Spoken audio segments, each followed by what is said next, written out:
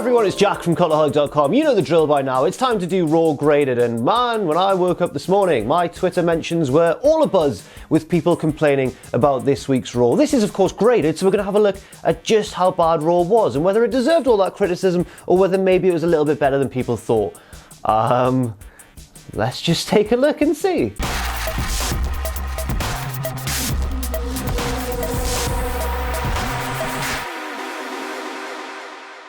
So we start the show with the big, tall heel boys. Big, tall heel boys. On the road, big, tall heel boys. Gonna get you, big, tall heel boys. Gonna come through, big, tall heel boys. You're not gonna know what to do when the big, tall heel boys come through.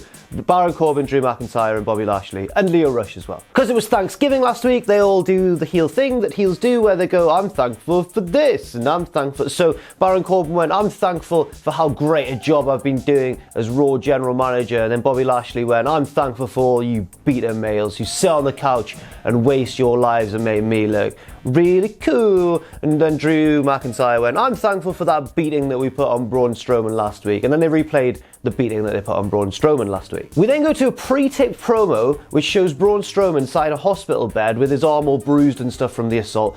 And he kind of goes, right, well, I vow that I'm going to be ready in time for TLC. And when I do, you're going to get these hands, Baron Corbin. And then when he said get these hands and did that, he went, get these hands. Ow. And I was like, well, it wasn't quite, he didn't say ow, but he did wince and like go, ooh, tender. And I was like, don't be showing Braun Strowman in such a weak light, please. That's Braun Strowman, the monster among men. We go back to the ring and Baron Corbin's like very confident that Braun Strowman won't be ready in time for TLC. And then the lights go down and Baron Corbin goes, bring those lights up, otherwise you're fired, whoever did this. It was Elias. Elias is at the top of the stage with his guitar, and he basically is now verging on John Cena WWE babyface territory, where he makes fun of people for things and we're meant to cheer him because he's being right cheeky, he is. So Elias goes, ha ha ha, Lio Rush is small like a child is, and Drake Maverick pissed himself, and also Bobby Lashley sucks, and then he sang a little song about how Lashley sucks, and then we went into Bobby Lashley versus Elias. I'm going to give this opening segment, and it sounds a little bit harsh, but I found it really, really flat. I'm going to give it a D+, because this wasn't really an opening promo in terms of confrontation or the heels all working together and stuff. For the most part, it was three guys, or four if you count Lio Rush, just stood in the ring, staring at hard cam, sort of doing a speech, and then the next person would do a speech, and then the next person would do a speech. It felt very flat and unimaginative in my opinion. Wasn't the most exciting start to Raw. Also, just before we go to the match itself, I also want to mention that the Braun Strowman thing was weird, and I don't like seeing him in a hospital bed all week and stuff. I think that should be kept a mystery for now. I know that it's ramping up the tension, like is he going to be ready for TLC or not, but I found it a little bit strange, and his wince was really there. I didn't like that. So we get Elias versus Bobby Lashley, and it's not the most thrilling match of all time. Elias should have the match won, but then Lio Rush pulls the referee out of the ring at the count of 2, and then Baron Corbin gets on the mic and goes, I'm the GM, this is now a no DQ match. Then essentially the three heels slowly beat up Elias, Corbin smashes his guitar, they use a steel chair for a little bit, and Bobby Lashley wins. We've seen Baron Corbin pull this sort of stuff before, and we've seen slow heel beatdowns by these three guys before as well. But luckily we wouldn't see it again for the rest of the night, so until the main event, but yeah. Like the opening segment, I found this really flat and quite slow paced. I'm going to give it a D, unfortunately. It didn't really do anything to grab my attention, and also I don't enjoy the booking. Like, these three heels plus Lio Rush have just been sort of stuck together with little rhyme or reason beyond the fact that they're all heels, and I don't think that's really good enough storytelling. It's kind of harking back to the golden age where all the baby faces would just happen to be friends. You'd have Tito Santana running around with Hulk Hogan, and all the heels would be friends as well. But back in those days, it was a much more simple time, and that you could get away with that. These days, I don't think you can. And also, it's the fact that they're not even an original heel trio. They're a replacement for Strowman, McIntyre, and Ziggler, who obviously had to disband once Roman Reigns had to leave, because then Strowman could turn babyface. So it wasn't the best opening of Raw. But did things pick up from here? Let's find out. So Dean Ambrose is somewhere, not backstage at the arena, but he's like in a doctor's surgery, getting some shots, getting some flu jabs, getting rabies, I think, as well. The rabies jab, not getting rabies itself. And just basically saying, like, this is to protect me from all the diseases that you disgusting fans carry, especially you disgusting fans in Milwaukee, Wisconsin. But he didn't turn up for the rest of the night, so he didn't have to worry about catching any diseases from the people of Milwaukee, diseased or otherwise. I'm sure it's a fine city. I've never actually been to Milwaukee, but you know. Dean then Well, the doctor dude pulled out a massive syringe and Dean went, "What's that for?" And the doctor went, "This is for him." And it's basically to make him immune from Seth Rollins. So Dean dropped his trouseroonies, turned his back to the camera, not to the camera, didn't turn his back to the camera, you couldn't see, turned his back the other way, and then the doctor jabbed that syringe right into his bum cheeks. And Ambrose went, This is really weird. Dean then went, "No medicine can heal you, Seth, and at TLC, I'm gonna put you out of your misery." But like, he's saying that with his jeans around his knees and stuff. It was really strange. I'm gonna give this a D-, and it avoids getting a lower grade. It would have got a lower grade in the hands of a far less capable wrestler, but Dean's such a good actor and so convincing. He's one of those rare talents that can take a really bad promo and kind of work with it. But in this instance, I think even the material was a little bit too bad for Dean Ambrose to save, which is saying something. I mainly have 3 problems with this, so follow me and I will tell you my problems 3. First of all, what's with all this disease and like stench stuff that Ambrose is doing? He's really fascinated at the moment with like imagery revolving around plague and pestilence and like illness and disease, which I get to a degree in the hands of a heel who can do that. But for Dean, I thought this was all going to be about vengeance and about how he wants to bring Seth to justice for what he did so many years ago when he broke up the Shield. Instead, Dean's like some kind of plague doctor from the Warhammer universe going, pestilence and pus. And I'm just like, this is very, very out of character and very strange. My second problem is that Dean is a much better performer than the heel he's been made to be. He deserves to be a more complex heel rather than one who just goes, "I hate the fans and the fans smell and they're all going to give me germs and I hope they get germs and they've all got germs and they're all dirty." I mean, he deserves a much better. Dean is capable of doing a far more nuanced promo than this sort of stuff. And my final problem with this is, what was the concept of it? What was with the syringes and the bottom and the going into his arse and him going, Seth. Seth. Like, it made me feel a bit weird. It was a bit grim. I guess that's the point because he's a heel, but I don't want to be that sort of heel. Next up, we had the Lucha House Party, including my boy, of course, Lince Dorado, against the Revival. Before the match, the Revival came out and went, "Look, this is out of order. Like, these whole Lucha House Party rules thing, that's just an excuse to have a handicap match. That just means that it's going to be 3-on-2. We want fair tag team wrestling, as it should be, 2-on-2. And then they got a 3-on-2 handicap match against the Lucha House Party. But they were absolutely right. The Revival, the heels, are completely right here, whereas the Lucha House Party, who I think were supposed to see us all fun-loving and wacky, they do what they want, they're being a dick. They're all being a collective dick, including my boy Lince. He's being a dick as well. Just because they've got an advantage and they don't deserve one. And what's the reason for the advantage? Just because they're the Lucha House Party, they like to have fun, and there's 3 of them, let's get them all involved. Ridiculous. Not only that, but they break their own rules in this one as well. They break another set of rules. So they've got the 3-on-2 advantage anyway, and then they don't bother to tag each other in and out. Like, one guy will slide out the ring, it's the next guy's turn to do a move. And that's generally accepted in Mexico and in Lucha Libre as like the way that tags work. Like, once one guy leaves the ring, it's the next person's turn to come in. But not in WWE, you've got to tag in and out as per usual. And they didn't even bother to do that, and the referee didn't even care. This segment gets an E, and I am very, very cross. Also, I have issues with commentary in this match because you've got the heel colour guy, Corey Graves, going, "This is absolutely ridiculous, Michael and Renee. What's going on? Why have they got an advantage when there's 3 of them and there's only 2 of their opponents? This is unfair on the Revival." There's Michael Cole going, "Shut up, Corey. They're just having fun." And it really is damaging. I don't want to be told that this is the way things should be, because it's not. It's not the way things should be at all. I know we take wrestling too seriously, and I know that. And I'm a professional at taking wrestling too seriously. But this is the sort of thing that really grinds my gears. Next up, Nia Jax and Tamina are in the ring. Tamina doesn't say anything, but this is all a promo from Nia Jax, where she basically runs down Ronda Rousey, mentions Becky Lynch a couple of times, and while it's not the worst thing on the show so far, her delivery isn't great. Nia's not the best promo in the world, and I think also, despite turning babyface and heel multiple times over the past few months, And despite her size, I guess, making her a more natural heel, I think she is a better babyface, because this heel stuff that she's doing, where she's all sarcastic and like, I'm Ronda Rousey, I think that's a little bit annoying, rather than, it gets the wrong sort of heat. Everyone's just kind of like, oh, shut up, Nia, rather than like, oh, Nia, I hope Ronda kicks your ass. It just sort of seemed to turn the crowd off. Ronda comes out and cuts a promo as well, and again, it's not the best material written for Ronda. She does an admirable job, I guess. There is one good line in there where she says that at TLC, she's going to rip Nia Jax's arm off and slap Charlotte Flair across the face with it. And I thought that was a good line, and it got a little bit of a pop from the crowd as well. I thought it was pretty cool. But then afterwards, she goes, right, let's have a fight right now, Nia, because I don't care. I'm Ronda Rousey. I'm really brave. Let's go. Let's wrestle. And Nia goes, no. Then her and Tamina start to like square up to Ronda as if they're going to do a 2-on-1 beatdown. Then Natalia's music hits, and she immediately, before they can even touch Ronda, she immediately runs out to make the save, and is immediately jumped by the Riot Squad, who were just hiding at ringside, and then they're immediately ran off by Ronda Rousey, and then the segment immediately ends.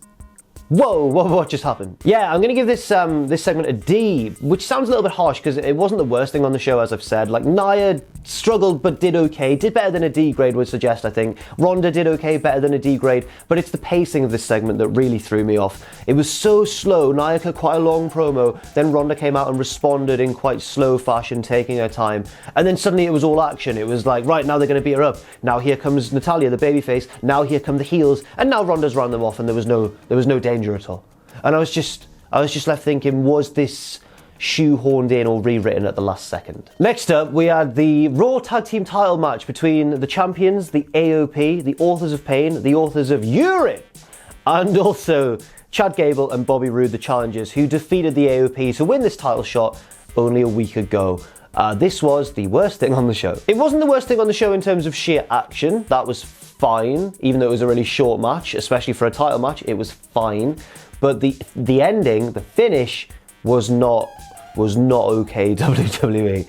This is not the sort of thing that's gonna get me invested in the tag division. So towards the end of the match, it looks like the babyfaces are gonna win the titles and pull off a big title change. Then we cut backstage, or like on the Tron, where Drake Maverick has appeared and is in the toilet, he's in the bathroom, and he's got one of Bobby Roode's lovely robes, and he goes, oh, this is a lovely robe, it'd be a shame if something bad happened to it. And then he puts it in the toilet and like stamps on it a few times to really stick it down there, and then pisses on it, because he pissed himself at Survivor Series, and it turns out that now Drake Maverick's gimmick he's got two gimmicks. He's the heel manager of the AOP, he's the babyface GM of 205 Live, and is now also the piss man. I'm gonna have to give this an F grade. I'm sorry, I don't normally give things Fs, but I saw no real saving grace here. First of all, it was another match that really devalued the already struggling tag division in WWE. It was really short and it featured that finish. Secondly, you've got the Authors of Pain, two badass, really promising young guys. They're both younger than me, which is crazy, and they're just sort of beating up guys left, right and centre. In NXT, they're having great matches with the Revival and DIY. Coming to the main roster, they're still doing all right to a lesser degree. Then they win at Survivor Series because their manager pisses himself and it distracts the other team. And now they're winning because of piss distraction yet again. They've gone from being two of the best guys in NXT in terms of sheer like, whoa, these are ass kickers, to being the guys who win by urine-based distraction tactics. I can't believe they've done this. And Drake Maverick's gimmick is now the piss man. Drake the piss Maverick. The piss man, Drake Maverick. Drake Maverick, the piss man. Next up, we've got Ember Moon versus the beautiful Alicia Fox, who is not obviously with Noam Dar anymore. She's teamed up with Jinder Mahal for the Mixed Match Challenge. On the other side of things, we've got Ember Moon, whose tag team partner was, of course, Braun Strowman, who's now injured. And her replacement, I bet she's delighted to find out, is Curt Hawkins, who hasn't won a match for, I think, several years now. Maybe a year and a half, maybe 2 years? Maybe longer. Good stuff. Good luck, Ember. I'm sure you can maintain that undefeated MMC streak. This was basically a squash match, and Ember Moon won in a couple of minutes with the Eclipse, but at the same time, I enjoyed the interaction between Ember and Curt Hawkins. They seem to have quite a natural chemistry together. They're both kind of up for having a laugh with it in a way, which I enjoy. So I'm going to give this a C+. It's hard to ever give squash matches anything above a C grade, really, but I enjoyed it, and it was the best thing on the show so far. Next up, we've got, as Ember Moon's heading to the back celebrating, No Way Jose's music hits, and all the conga line come out with Jose himself. And No Way Jose's just back, out of nowhere. No way. Everyone's obviously delighted to see him. He has a match with Jinder Mahal, and it's also kind of a squash match, but it's a Jinder squash match, which means it doesn't last 1 or 2 minutes, it lasts like 3 or 4 minutes, and it features a lot of rest holds. So I didn't enjoy this one as much as Ember versus Alicia. I'm going to give this a D+, and I'm sad to see No Way Jose come back to minimal fanfare, because everyone was like, I hope he does well, because I think he's all right. He's got potential, but not if they continue to book him as they have been already. Next up, Seth Rollins hits the ring for his Intercontinental Championship Open Challenge, and just before the match he cuts a little bit of a promo about Dean Ambrose, but not too much of one. Then he goes, but I'm not going to talk about Dean Ambrose for long, I'm here to fight. Bring out my mystery opponent. And I was like, can't wait to see who this is, lads. But it was Dolph Ziggler. The source of discontent here, and the subject of many of the tweets that I got last night, is the fact that Ziggler and Rollins have fought a lot of times recently. It was a feud that dragged on quite a lot, then we thought it was all over. Now it turns out it's actually not over. I was really disappointed when Ziggler's music hit, but then, conflictingly, the match was actually good, reminding us all why the feud happened in the first place, because they're two really good wrestlers, and they both got really good chemistry.